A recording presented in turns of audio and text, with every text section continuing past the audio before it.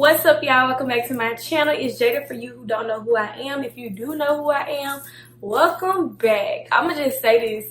Y'all know I do not wear color. Like, this right here is something different for me. I'm gonna be showing you guys how I make my closure wigs. I want to say I'm not a professional.